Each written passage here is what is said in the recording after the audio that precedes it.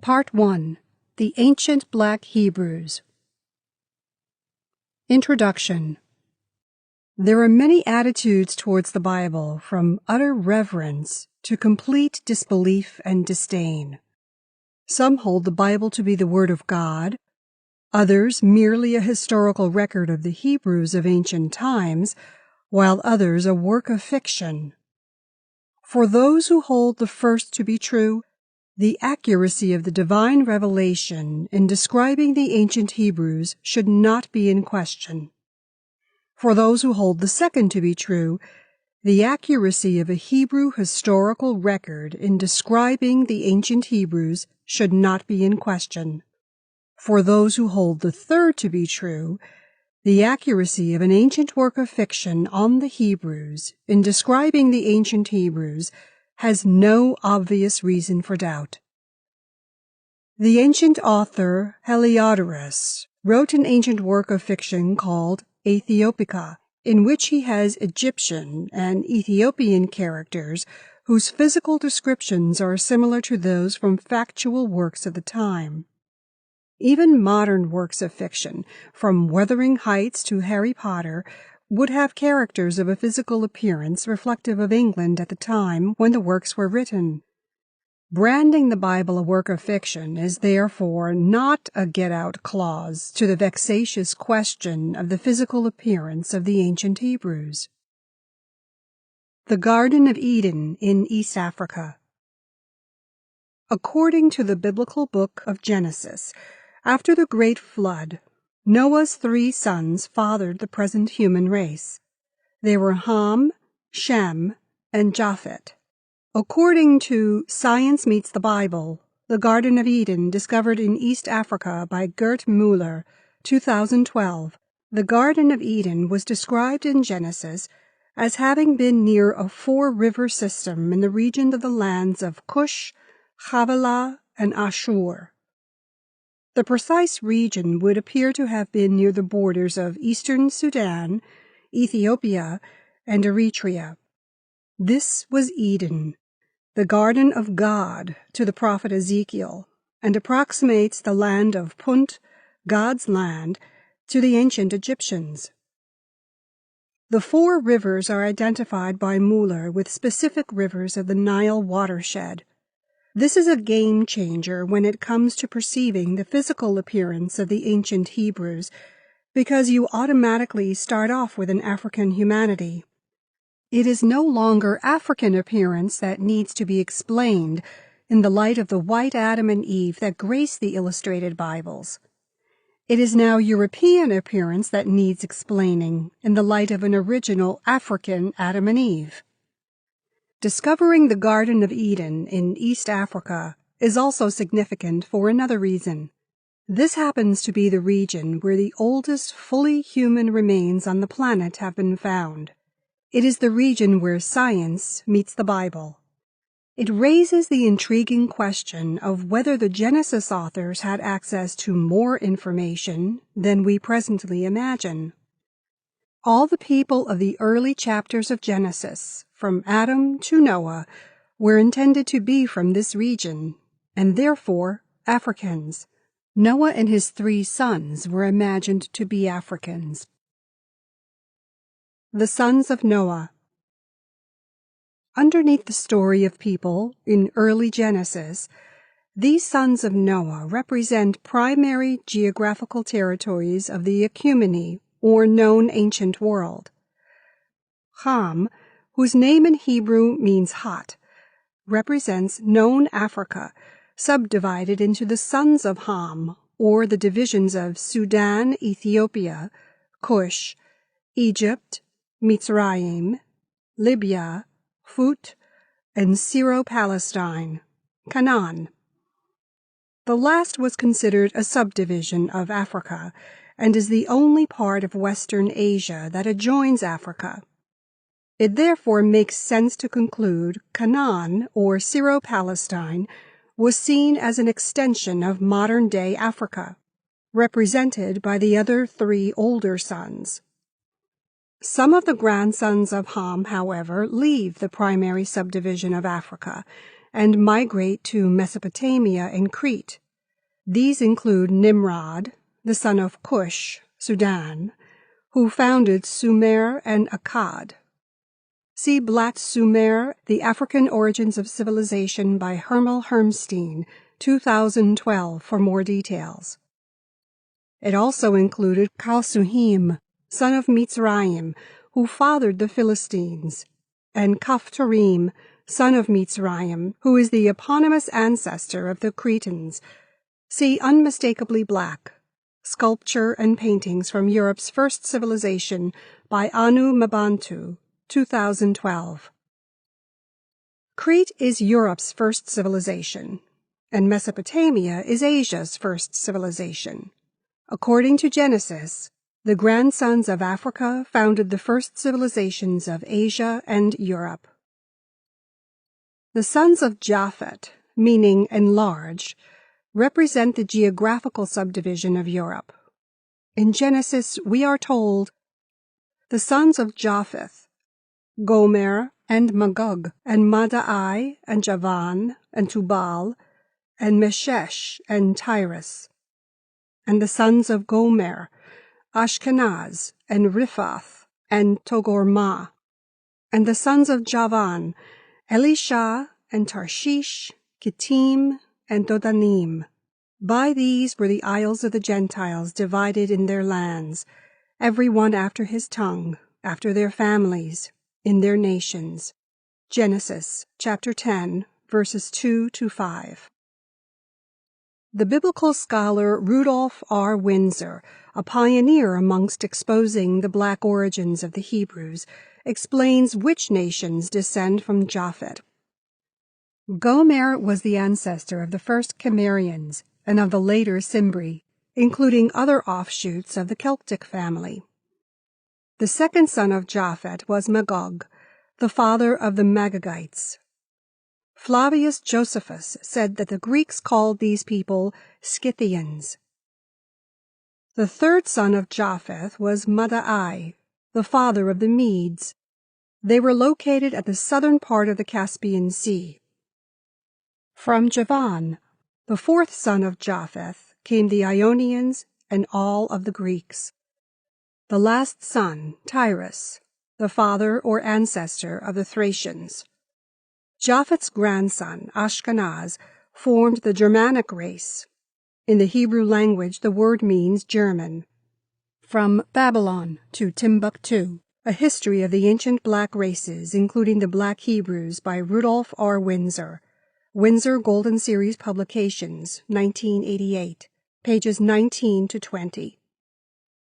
The nations and peoples identified as descending from Japhet are all European or white-skinned peoples. Some descendants of Japhet moved to Asia, like the Medes, who entered Iran in the late 2nd millennium BC, and the Cimmerians, who came from north of the Caucasus Mountains to Anatolia, modern Turkey, in the 8th century BC. These people originated in more northern, colder climes. The sons of Shem. Shem represents the geographical territory of Western Asia, and his sons are all peoples or ethnic groups in that region. In chapter 10 of Genesis, we are told of the sons of Shem. The children of Shem: Elam and Ashur, and Arphaxad, and Lud, and Aram. And the children of Aram: Uz, and Hul, and Gether, and Mash. And Arphaxad begat Salah, and Salah begat Aber. And unto Aber were born 2 sons. The name of one was Peleg, for in his days was the earth divided. And his brother's name was Joktan. And Joktan begat Almodad, and Sheleph, and Hazar-Maveth, and Jerah, and Hadaram, and Uzal, and Dikla, and Obal, and Avimael, and Sheba, and Ophir, and Havilah, and Jobab. All these were the sons of Joktan. Genesis chapter 10, verses 22-29. Let us see which nations were represented by these sons of Shem. The eldest is Elam, and he is an eponymous ancestor of the Elamites of ancient southwest Iran. The capital city of Elam was Susa. Sometimes Elam is called Susiana. In Genesis chapter 14, verse 15, an Elamite king is identified as Chedor Laomer. Many Elamite kings in Susian inscriptions had Kudur at the beginning of their names. This makes it clear that the Elamites of history were intended by the author of Genesis to be descended from Elam, son of Shem. The Elamites spoke a language with no known genetic relations. When Elam was conquered by the Indo-European-speaking Persians, they became the black section of Persian society. See Unmistakably Black, Sculpture and Paintings from Persia's First Civilization by Anu Mebantu, 2012. The black archers in the glazed brick reliefs of the Palace of Darius are thought to be descended from the Elamites. Elam was the ancestor of a black nation. The next son is Ashur, and represents the aboriginal people of northern Mesopotamia, just as the Elamites represent the aboriginal southwest Iranians. They spoke a northern dialect of Akkadian called Assyrian. It is a Semitic language. The area was heavily settled by Sabartians and Hurrians in the 3rd millennium BC. The Assyrians of the 1st millennium BC are the near-white descendants of the Ashurites, who were much mixed with northerners. Arphaxad is not the eponymous ancestor of any known nation, but his grandson is Aber, the eponymous ancestor of the Hebrews. Of Aber's 2 sons, the Israelites are descendants of Peleg through Abraham. Much is known of the descendants of Joktan because they settled Arabia. Today, the Arabians who are said to be descended from Joktan in the Arabian genealogies are the aboriginal people of southern and central Arabia. They speak non-Arabic South Semitic languages like the Mahri. They have wavy hair, varying facial features, and African complexions. Pictures of such people can be seen in Black Sumer, The Physical Evidence, Part 1, by Hermel Hermstein, 2012. The names of some of the descendants of Joktan, like Sheba and Havilah, also occurred across the Red Sea in East Africa, descended from Cush. There is nothing about the known descendants of Joktan, Aber, and Arphaxad to suggest that these ancestors would have been thought of as anything other than black. The 4th son, Lud, is given no descendants in Genesis. We note, however, that the name Lud also appears as a name for one of the sons of Mitzrayim. Aram, the youngest son, was the eponymous ancestor of the Arameans of Syria. They spoke a Semitic language of the same name.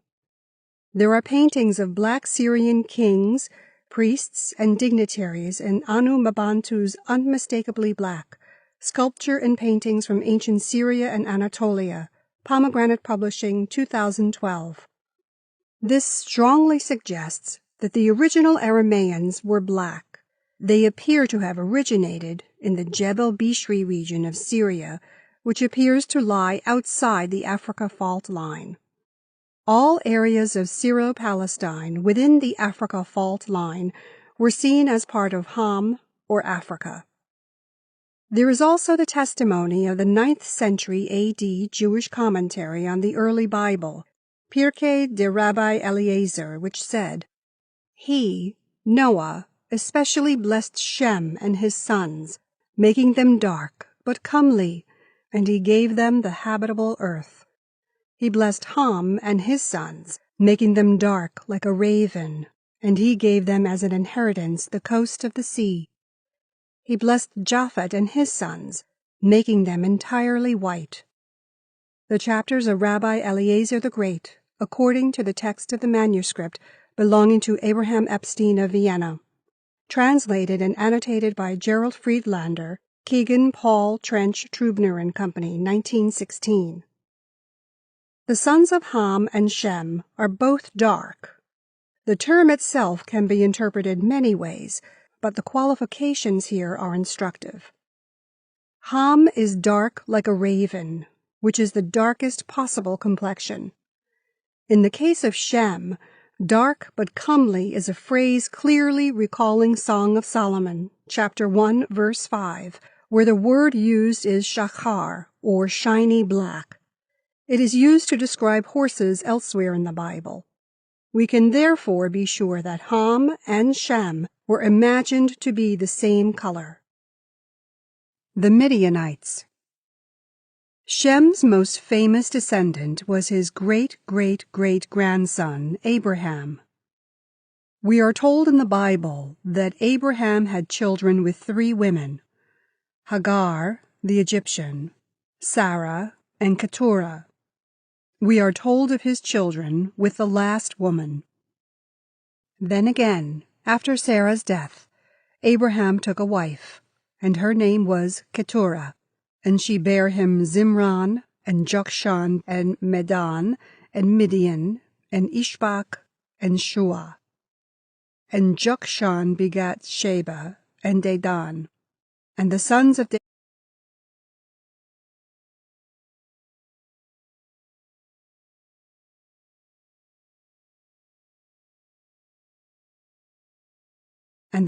Dedan were Asherim, and Letushim, and Leumim.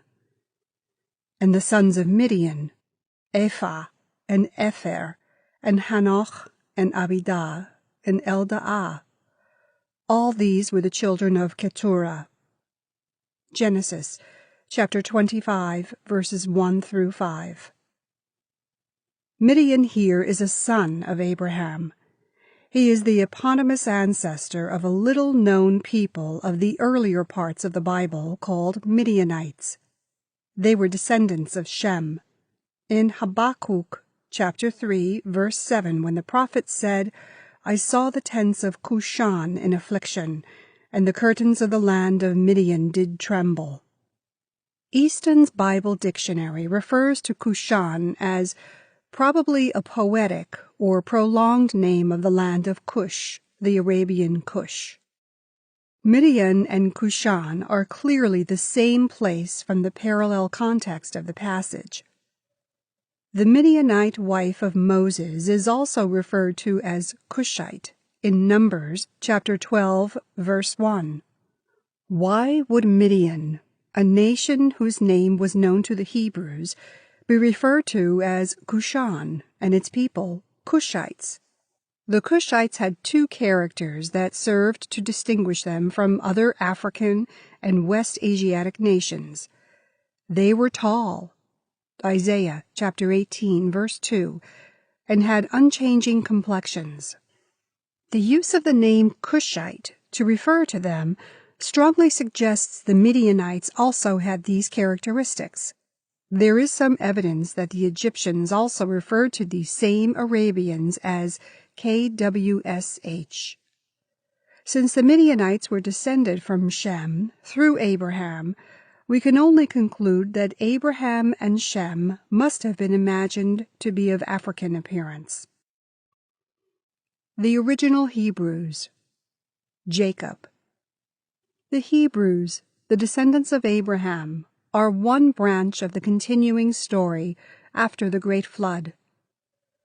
No change of color is ever mentioned in Genesis for any of Noah's descendants.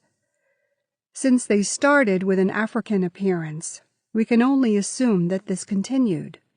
Verses describing events in Genesis support this. The headrests of sub-Saharan Africa, Melanesia, and ancient Egypt are identical in design and hardness.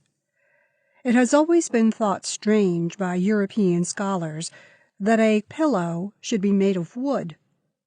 The traveler and researcher Dr. F.D.P. Wicker observed, the Egyptians had headrests, which are uncomfortable for people with straight hair. Egypt and the Mountains of the Moon by F.D.P. Wicker. Merlin Books, 1990, page 35. This would explain why the headrests only occur in cultures with afro hair, like the Egyptians. See Afro Hair of the Ancient Egyptians by Anu Mabantu, Pomegranate Publishing, 2012. In this connection, we read with much interest. And Jacob went out from Beersheba, and went to Haran. And he lighted upon a certain place, and tarried there all night, because the sun was set. And he took of the stones of that place, and put them for his pillow, and lay down in that place to sleep. Genesis, chapter 28, verse 11. This suggests that Jacob's hair was similar to that of sub-Saharan Africans, ancient Egyptians, and Melanesians. Given that Jacob was the grandson of Abraham, this is hardly surprising. Joseph. Joseph, at the age of 17, was sold by his brothers to Midianite traders, who sold him on to the Egyptians. In that land, he rose to become prime minister. Decades later, a famine arose in the land of Canaan, which forced his brothers to come to Egypt to buy grain. Joseph's brothers failed to recognize him because of his relative youth when they last saw each other. His brothers, however, had been adults when they sold him, so it was easier for him to recognize them. Joseph was also seeing them dressed in their cultural context, but his brothers were seeing him dressed as an Egyptian. Joseph, understandably, spoke to them rudely. When they returned to Canaan, they said to their father Jacob, "The man who is Lord of the land spoke roughly to us, and took us for spies of the country." Genesis, chapter 42, verse 30. Chapter 42 strongly suggests that there was nothing in the appearance of Joseph that distinguished him from the Egyptians. This would include his dress and his physical characteristics. Moses. It is the same lack of distinguishing physical characteristics between Hebrews and Egyptians that allowed Moses to survive Pharaoh's death edict. A royal princess adopted him as her son to save him. A color difference between Hebrews and Egyptians would have made this deception difficult. Most theories attempting to identify the Egyptian princess place her in the 18th or 19th dynasty, usually from the family of Ramses II. The historical researcher, David Rahl, places her in the 13th dynasty. The Lost Testament by David Rahl, Century 2002, pages 179 to 180. All these dynasties are known to have been native Egyptian. Rahl shows evidence that the 13th dynasty were Egyptian nationalists against Asiatic incursion. Rahl, 2002, page 179. It is generally known that the 18th dynasty was founded by Egyptian nationalists who liberated the country from Hyksos rule. The African-American historian Runoko Rashidi gives a breakdown of Egyptian dynasties and includes the 13th, 18th, and 19th as southern dynasties from Thebes. Introduction to the Study of African Civilizations by Runoko Rashidi, Karnak House, 1992, pages 41 to 46. This is an important point, because not all Egyptians in the north were native Africans. Many were of West Asiatic descent, and some West Asians in the 2nd millennium BC were white. This story makes it unlikely that Moses belonged to this group, because the princess pretending to be his mother was a southerner. Later in life, Moses murders an Egyptian overseer who he saw abusing a Hebrew slave. He flees Egypt to avoid the consequences of the 6th commandment. He arrives in Midian and helps the daughters of the Midianite priest who are being prevented by shepherds from accessing a well. The daughters report back to their father and say, "An Egyptian delivered us out of the hand of the shepherds, and also drew water enough for us and watered the flock. Exodus chapter 2, verse 19. This again shows that a Hebrew in Egyptian clothes was simply taken for an Egyptian. There is a famous episode in Exodus when God speaks to Moses through a burning bush. This is the first encounter between God and Moses. What is not as well known is that Moses asked for divine proof to show the elders of the Israelites that he really had been sent by God. He is given the ability to perform 2 miracles. The first was turning a rod into a snake.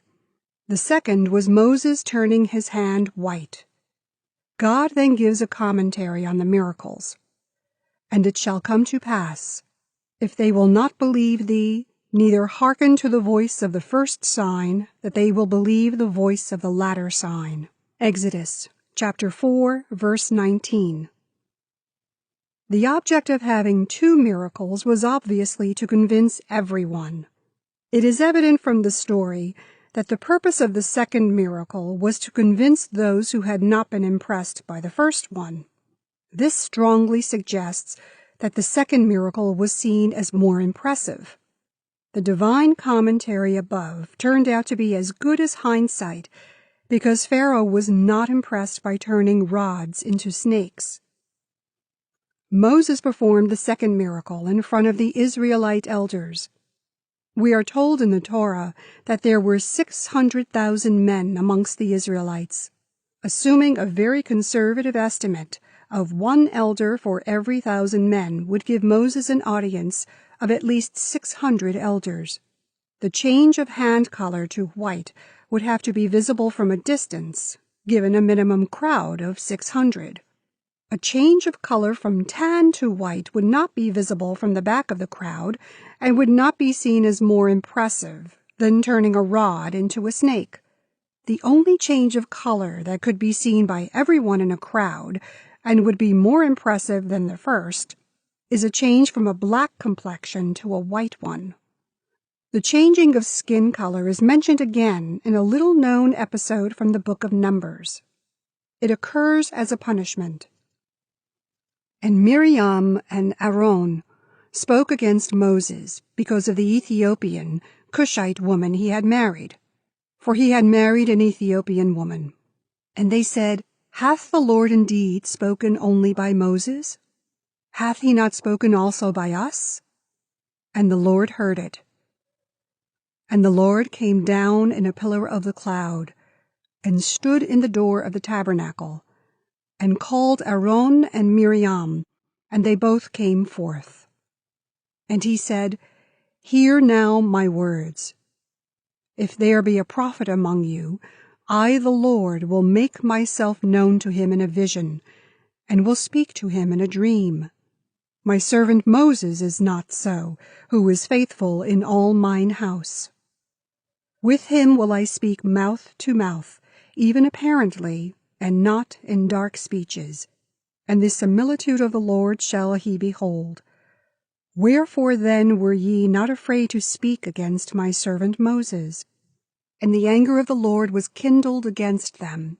And he departed from off the tabernacle, and behold, Miriam became leprous, white as snow. And Aaron looked upon her, and behold, she was leprous. And Aaron said unto Moses, Alas, my Lord, I beseech thee, lay not this sin upon us, wherein we have done foolishly and wherein we have sinned. Numbers chapter 12, verse 1. Biblical writers of European ancestry have historically viewed this passage as Miriam expressing disapproval of intermarriage between Hebrews and Ethiopians based on skin color. Anyone who accepts this interpretation, however, also has to accept that to speak against an Ethiopian's color is to sin and have done foolishly. The punishment in this light would indeed be ironic. Black biblical writers, on the other hand, have stressed the cultural differences between Hebrews and Ethiopians, Midianites, as having been the reason, and have denied color being the issue. Some interesting facts emerge from the passage. Even though the origins of the problem appear to be with speaking against the Ethiopian wife, God does not mention the wife at all in his rebuke. His concern is with the critique of the uniqueness of the relationship between God and Moses, a critique he corrects. God then becomes angry and specifically punishes Miriam. A reconstructed picture emerges if we include facts known about these individuals from elsewhere in the Bible and combine them with common sense about human nature. The first expression of dissatisfaction is in verse 1, where Miriam, Moses' older sister, Exodus chapter 2, verse 4, criticizes his wife. The wife is referred to as the Ethiopian, simply to identify her in what was very likely a polygamous household. This Ethiopian woman was the daughter of the priest of Midian, Exodus chapter 2, verse 16. She is elsewhere named as Zipporah, Exodus chapter 2, verse 21. She was clearly outspoken and would not hesitate to chastise Moses when he neglected his duties. See Exodus chapter 4, verse 25. Miriam's friction with Zipporah can be seen as a battle for influence over the prophet between his older sister and his outspoken wife.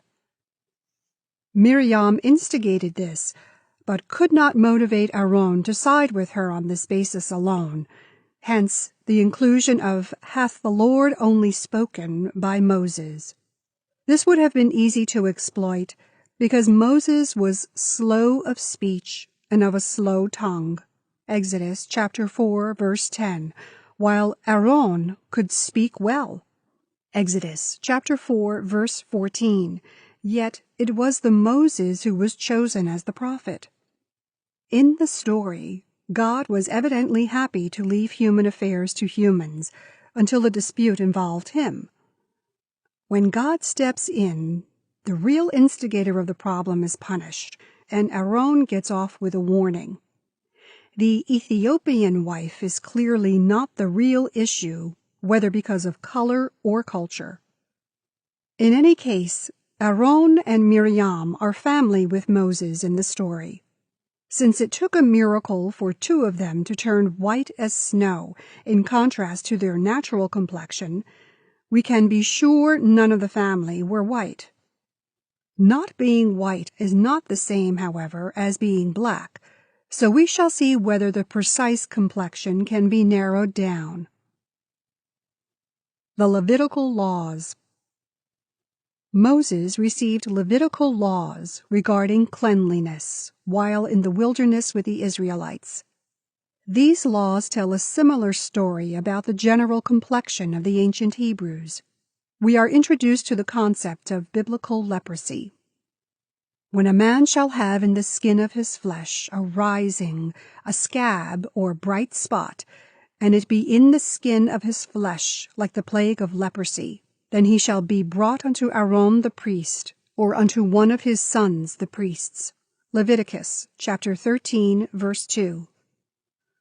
A rising is clearly any swelling above skin level, and a bright spot is any area lighter than the rest of the skin. We are then told in verses 4, 39, and 28 that, if the bright spot be white in the skin of his flesh, and in sight be not deeper than the skin, and the hair thereof be not turned white, then the priest shall shut up him that hath the plague 7 days. Verse 4. And behold, if the bright spots in the skin of their flesh be darkish white, it is a freckled spot that groweth in the skin, he is clean. Verse 39. And if the bright spot stay in his place, and spread not in the skin, but it be somewhat dark, it is a rising of the burning, and the priest shall pronounce him clean. Leviticus chapter 13, verses 4, 39, and 28. The complexions white, dark white, and somewhat dark are contrasted with the Hebrew complexion because they are bright in relation. We are thus told that the Hebrews were neither white, nor dark white, nor somewhat dark. One could reasonably say that they were not Nordic, Mediterranean, nor of a tawny complexion. This certainly narrows down the complexion possibilities. In regards to hair in Leviticus, we read, "If a man or woman have a plague upon the head or the beard, then the priests shall see the plague. And behold, if it be in sight deeper than the skin, and there be in it yellow thin hair, then the priest shall pronounce him unclean. It is a dry scall, even a leprosy upon the head or beard. And if the priest look on the plague of the scall, and behold, it be not in sight deeper than the skin, and that there is no black hair in it, then the priest shall shut him up that hath the plague 7 days." Leviticus chapter 13, verses 29 to 31. It is clear from the above that yellow thin hair in this context was considered unclean, while black hair was the general hair color of the Hebrews. In conjunction with the complexion implied by the leprosy laws, this strongly suggests people of African appearance. The Fitzpatrick skin tone chart explains the inverse relationship between the susceptibility of skin to solar damage on the one hand and trauma, UV-induced pigmentation on the other. Its development started in 1972 with the research of Dr. Thomas Fitzpatrick of Harvard Medical School. The more susceptible one is to solar damage of the skin, then the less susceptible they are to trauma-induced or UV-induced pigmentation increase. Please note, the Fitzpatrick skin tone chart can be found on the website of the New Zealand Dermatological Society Incorporated, dermnetnz.org. The complexion range amongst the ancient Hebrews was from brown, similar to Beyoncé's complexion, to dark brown, similar to Naomi Campbell's complexion. This is in agreement with Moses and Joseph being mistaken for Egyptians, Moses' hand turning white as an impressive miracle, and his sister Miriam being punished by a complexion so at odds with her general appearance. King Solomon. The Hebrews also make an issue of black hair in Song of Solomon, where the king is being described by his Shulamite queen. "My beloved is white and ruddy, the chiefest among 10,000. His head is as the most fine gold. His locks are bushy and black as a raven." King James Bible, Cambridge edition. "My lover is radiant and ruddy, outstanding among 10,000. His head is purest gold. His hair is wavy and black as a raven." New International Version, 1984. The alternate translation of the adjective of the locks of hair as bushy and wavy gives the impression of thick hair with an inclination to curl. Clark's commentary has crisped or curled. When we research further, we discover that the Hebrew used here is taltalim, meaning branches of a palm tree, which is also used in the translations of Wycliffe and Douay Rheims. This gives the distinct impression of the hair having a stiff quality. In the New American Standard, it becomes cluster of dates, giving the impression of very short dreadlocks. This expression is interpreted in most other translations as bushy, wavy, etc. The quality of hair suggested by the original uninterpreted expression is clearly Afro, and yet Young's literal translation has flowing. It illustrates how everywhere in the Bible, where a description of a person is given, we must check the translation against the original Hebrew. This should cause us to question the white and ruddy part of the verse. The New Living Translation, 2007, has, in place of white and ruddy, dark and dazzling. It should come as little surprise that the original Hebrew word Adom, red, related to Adamah, earth, so presumably red like earth, was not a reference to a pinkish color. It would be more accurate to say reddish-brown. This does not support white and ruddy, but supports dark. This interpretation is supported by the word Adamah, in Akkadian, meaning dark, and Udma, in Arabic, meaning brown like the soil, or very dark, in reference to complexion.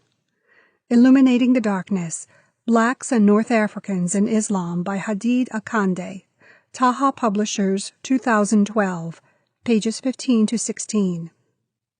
The word which has been translated white in the King James Version and as radiant in the New International Version and dazzling in the New Living Translation is the Hebrew tzach. It occurs 4 times in the Bible and is translated twice as dazzling and once as scorching, making the former the primary interpretation. The translation of white does not occur anywhere else in the Bible and seems to be opportunistic. We therefore conclude that the more accurate translation is dark and dazzling, which goes well with locks that are like clusters of dates, and black. Solomon is also described by his queen in Solomon chapter 5, verse 15, as his countenance is as Lebanon, excellent as the cedars. Lebanon was, and still is, a white-topped mountain, but since Solomon was clearly black-haired, this interpretation would not make sense. Lebanon and cedars were, and to a degree still are, synonymous. We are told of cedar, repeatedly mentioned by the sacred writers, the wood of it is solid, beautiful, inclining to a brown color, and possessing a strong aromatic smell. A gazetteer of the Old and New Testament, to which is added a Natural History of the Bible, Volume 2 by William Fleming, Edinburgh Printing and Publishing Company, 1838, page 541. We notice that inclining to a brown color is in agreement with dark and dazzling, and the reddish-brown color implied by the term Adom. It is also in agreement with the same complexion given to his father David in 1 Samuel, chapter 16, verse 12, also variously given as ruddy and dark. We can also see that the Lebanese cedar reference is not just to complexion, but also to possessing a strong aromatic smell, a theme which occurs in verse 13 of chapter 5. This same reddish-brown is alluded to in Lamentations 4, despite appearances to the contrary, as we shall soon see. In verse 14, however, it is said of Solomon, "His belly is as bright ivory overlaid with sapphires." Some might be tempted to take this as a reference to white color, but the earlier part of the same verse compares his hands to gold rings set with beryl. The first part of verse 15 compares his legs to pillars of marble set upon sockets of fine gold. Every part of Solomon's body is being compared to something precious, with no consistent color analogy. The ivory reference thus cannot be taken literally. This brings us to Lamentations chapter 4, verses 7 to 8. Her Nazarites were purer than snow. They were whiter than milk. They were more ruddy in body than rubies.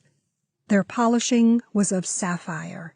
Their visage is blacker than coal. They are not known in the streets. Their skin cleaveth to their bones. It is withered. It is become like a stick. The question naturally arises, which color were the Israelites, snow white or coal black? Clearly, they could not have been both. The terms snow and milk are in reference to behavioral, non-physical qualities. Compare what Akande 2012 says of the Arabic use of white, pages 15 to 16. We know this because purer is far more likely to describe a behavioral quality than one of complexion. We also know this because when ruddy is used, it is followed by the indicator in body to show that a physical quality is being introduced. This means what came before was not in reference to the body. Knowing that the term ruddy is from the Hebrew Adam, or red, like earth, makes the second verse easier to understand. Rubies can be reddish-brown. People of reddish-brown complexion will experience a skin darkening response to trauma, certain illnesses, and starvation. This darker color can be poetically compared to coal black. The medical term for this darkening is called hyperpigmentation and is a skin sign of starvation. Hyperpigmentation tends to be more acute in people with Fitzpatrick's skin type, brown and dark brown. Now, with the benefit of this knowledge, we can see the majority context, like Lamentations 5, in which skin is described as black in the Bible, is that of famine and disease. My bowels boiled and rested not. The days of affliction prevented me. My skin is black upon me, and my bones are burned with heat. Job, chapter 30, verses 27 and 30. In a population where the general complexion ranges from brown to dark brown, we would expect starvation-induced hyperpigmentation to result in complexions that approach coal black. Shulamite Queen. In verse 5 of chapter 1, one of Solomon's queens, identified only by the title Shulamite, declares, I am black and comely, O ye daughters of Jerusalem, as the tents of Kedar, as the curtains of Solomon. Look not upon me, because I am black, because the sun hath looked upon me. My mother's children were angry with me. They made me the keeper of the vineyards, but mine own I have not kept. Song of Solomon, chapter 1, verse 5.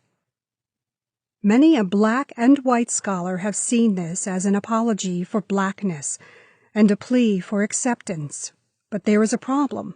If she were apologizing for an unattractive feature, it is unlikely that she would have applied poetical repetition, as the tents of Kedar, black, as the curtains of Solomon, black.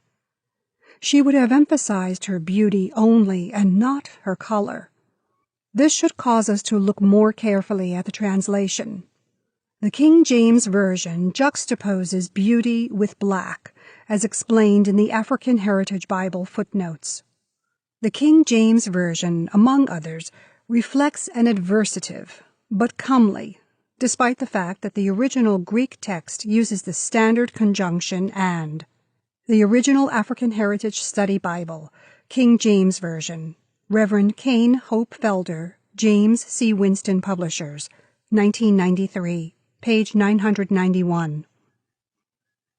The original Hebrew, from which the Greek translators interpreted and, simply had the word black followed by the word beautiful. The way it is written in Hebrew reminds us of the Arabic expression black is beautiful. The Shulamite queen says, Look not upon me, because I am black. The only reason why you would ask people to look beyond a physical feature is because it is either very attractive or very not. In this respect, we discover it appears both from sacred and profane writers that black was a color held in great estimation among the ancients. It was, in their opinion, emblematical of the inscrutable nature of deity, which was probably the reason that many of their idols were painted of this color. In Homer, black eyes are celebrated as a distinguishing lineament in female loveliness. Illustrations of the Holy Scriptures in 3 parts, Volume 2, by George Paxton, Griggs, and Dickinson, 1822, page 41. The Shulamite queen seems to be saying, "Look beyond my beauty," which is equated with her blackness. When she gives the cause of her blackness as, "The sun hath looked upon me," she is referencing the ancient idea that black complexions came from being kissed or burnt by the sun. It has nothing to do with suntan, as some biblical commentators have tried to assert. The word for black used is shachar, meaning shiny black. The response of her mother's children is reminiscent of Cinderella's ugly sisters. Unchangeable blackness. The prophet Jeremiah in chapter 13, verse 23 of his self-titled book was quoted as having said, "Can the Ethiopian change his skin or the leopard his spots? Then may ye also do good that are accustomed to do evil." Normally, only the question is quoted without the following command. The biblical commentators have historically done this in a social environment where black will automatically be given a negative interpretation. The implication is that the Ethiopian would change his skin if he could. What few have asked is, what has the Ethiopian's skin been compared to, and what is the value of that thing? Compare also with the theme of Jeremiah, chapter 2, verse 11. "Hath a nation changed their gods, which are yet no gods? But my people have changed their glory for that which doth profit them not." The Ethiopian's skin has been compared to leopard's spots, which were highly valued in ancient times for being a symbol of royalty and priesthood, connection to deity. What could be further from the negative than this? Only deity itself, and this is symbolized by the color black, as we read earlier. This is why the Ethiopian's skin occurs first, indicating greater importance, and the leopard's spots second, because one indicates deity, while the other indicates connection to deity. In the command that follows, the parallel of the Ethiopian's skin and the leopard's spots are with doing good and not evil. In other words, if the Ethiopian cannot change his skin, nor the leopard his spots, you who is supposed to be good should not be evil as you are now. The evil being referred to is the Israelites losing connection to their deity by pursuing connection to deity through other peoples. This is the whole subject matter of the book of Jeremiah, and was introduced in verse 2. God points out that nations do not change their gods, deity, connection to deity, and yet this is what the Israelites were doing. The parallel of the Ethiopian's skin, deity, and leopard's spots, connection to deity, is with a nation's gods, deity, and glory, connection to deity. God's point was that with the exception of the latter, these things are not supposed to change, and yet the Israelites were changing them. There is more to be said about the Ethiopian's skin. The Hebrew word used for Ethiopian was Cushi. The issue of unchanging black skin is best understood with this quotation from Muller, 2012, in relation to the Cushite complexion.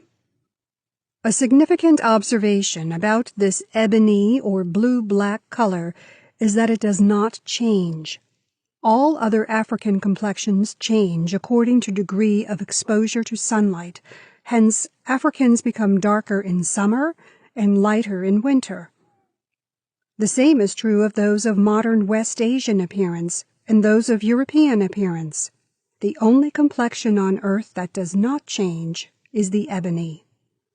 Muller, 2012, pages 40 to 41. Conclusion. The first biblical humans in Genesis lived in Eden near Havilah, Cush, and Ashur in East Africa. Noah was the only survivor from these East Africans after the Great Flood. His children, Ham, Shem, and Japhet, were also East Africans, but the descendants of Shem moved to West Asia, while the descendants of Japhet moved to Europe and the northern regions. The Shemites became the aboriginal West Asians, like the Elamites, and black Syrians who lived there before the coming of the Japhetites to that area. Nimrod, some of Cush, followed them later. This led to a gradual whitening of the West Asians during antiquity. From the Shemites also came Aber, the father of Joktan. Joktan was the father of the aboriginal people of Arabia, who can still be found in parts central and southern Arabia. They are of obvious black descent today, which strongly suggests Joktan, Aber, and Shem were supposed to be black in the mind of the original authors of Genesis. Abraham was descended from Shem and Aber, which strongly suggests that he too was black. His grandson, Jacob, used stones for pillows, suggesting that his hair was thick and afro enough to form a comfortable cushion between his scalp and the rocks. Jacob's son, Joseph, was mistaken for an Egyptian, African, by the rest of Jacob's family after being sold into slavery in his youth. Jacob's distant descendant was Moses, who was also mistaken for an Egyptian in Midian. Moses had his hand turned white as part of an impressive miracle. Turning dark brown skin into pale white skin would be the most impressive miracle of all. This strongly suggests that Moses had a dark brown complexion. The Levitical laws of the Hebrews exclude pale white to light brown from the general complexion range of the Hebrews. The Nazarites were described as red, like earth, clearly a dark red, which came to approximate a coal black as a result of famine. This is clearly a case of starvation-induced hyperpigmentation.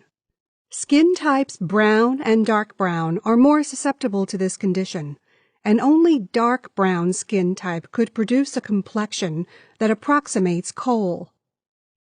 Other Old Testament figures like Job also complained of disease-induced hyperpigmentation. David and Solomon were described as the same red like earth as the Nazarites. All of this tells us that the ancient Hebrews of the Old Testament were a black people, like other aboriginal peoples of West Asia. It gives credibility to the many paintings of Black Christ and Madonna that can be found in the oldest churches of Europe and Asia Minor. All Black Bible believers, non-believers, and atheists should be aware of this information to fight the anti-Black brainwashing that we have all received. Ancient depictions of Hebrews. Now, in the 14th year of King Hezekiah, did Sennacherib, king of Assyria, come up against all the fortified cities of Judah, and took them. And Hezekiah, king of Judah, sent to the king of Assyria to Lachish, saying, I have offended. Turn away from me. That which you put on me will I bear. And the king of Assyria appointed unto Hezekiah, king of Judah, 300 talents of silver and 30 talents of gold. 2 Kings, chapter 18, verses 13 to 14. The Assyrians were overlords over most of Western Asia in 700 BC. King Hezekiah, a new king, had refused to pay protection money to the Assyrians, so they invaded Judah and destroyed Lachish. King Hezekiah of Jerusalem sent his messengers to King Sennacherib of the Assyrians, who was still at Lachish. His messengers told Sennacherib that Hezekiah was now agreeing to the protection racket. The Assyrian king returned home and recorded on the walls of his palace the destruction of Lachish. The Judeans are clearly depicted in these horrible scenes.